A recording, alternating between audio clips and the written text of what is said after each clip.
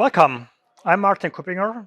Today I'm here to talk with Pamela Dingle of Microsoft about her perspective on tech innovations influencing the future of business in the digital age. Welcome, Pamela. Hello, it's great to be here. Yeah, pleasure. Finally meeting in person. So maybe you give a quick introduction about yourself and what you're doing. Okay, great. I am the Director of Identity Standards at Microsoft. And so I have a team of people who try to negotiate the next generation of identity standards for single sign-on, for governance, for provisioning, and also right now for a lot of security measures. Okay, great. And from your perspective, which tech innovation would you pick to say this is the one big thing to look at? Oh, that's so hard. I think in enterprise, if you want to talk about enterprise identity, the big innovation that's happening right now is probably around this convergence of multi-cloud and governance. So those two things, you wouldn't necessarily think they go together, but they really do. And the reason why is because we've had so many breaches recently, and those breaches are targeting identity infrastructure. That what's happened is we have these silos of functionality that we as identity professionals follow through on. Governance is all about making sure that there's least privilege, but multi-cloud is all about having a control, across all of your different estates, if you will. And so ultimately what you need to do is be able to take the governance silo, but push it everywhere. Yeah, and it's getting more dynamic, more volatile, isn't it? Because in the past we thought about humans accessing systems, and the number of humans, yes, there were people coming in, going out, but it was still relatively static.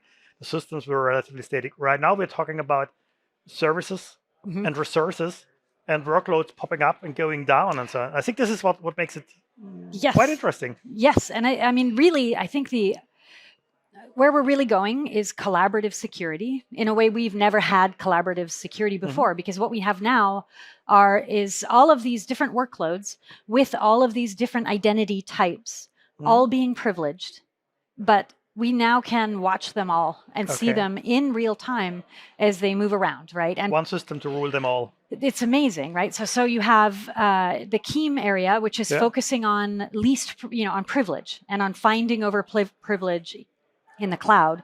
And then you have this bigger focus on non-human identities. So now we're watching service principals, and we're watching, we're looking at secrets management and how clients access keys. And then lastly, we have the governance piece, which is now we really are contracting what everything has. And you have all that hybrid and legacy world at the end. That's what I think last year when I talked about the DREAM, so the dynamic resource entitlement and access management, as spanning or extending this to the broader world. So when you look at this topic, what is the business value of that innovation? So for me, I think the business value is that you're removing the dark alleys of the identity infrastructure. And I think it's you can tell me if you think this is right, but it's sort of we've had to be very pragmatic in the past about what we can connect to our identity systems.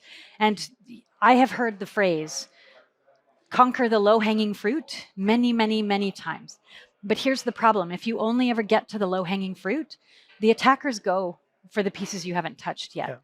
And so they target places where you've added policy exceptions. They target places where you haven't yet managed your devices. They target places where you've maybe created 100 different service principals or software clients, and you're not watching them.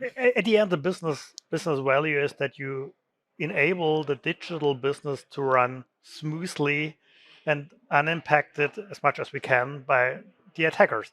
So what would it mean to organizations saying, okay, I still stay with the low-hanging fruits? What happens to them? I think that so there are two things will happen. One is you may not know when you're breached. So you may be breached and you just simply may not know. If you have a service principal or if you have a non-human identity that's been compromised and you're not looking, you're not watching, then you have risk in your organization, but you also have a dangerous lack of visibility. And the whole industry, I think, knows that now. Like, we're all coming together to understand that you can't just keep some of your organization safe. you have to keep all of these edge pieces safe as well. Yeah, and I think if you fail in protecting your digital business, then you fail in protecting your business. Where do we stand with that evolution? Well, right now we're really in a case where we're defining best practices and we're making it easier for businesses to understand what to do. So, you think of our focus on secrets management.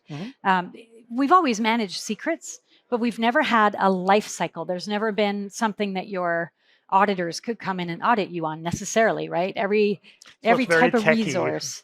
It is very technical, but what we're trying to do is create the guidance that goes over top, right? So instead of managing a certificate in a vacuum, you manage it now as part of an organized program, right? And you audit on it and you report on it and you govern it.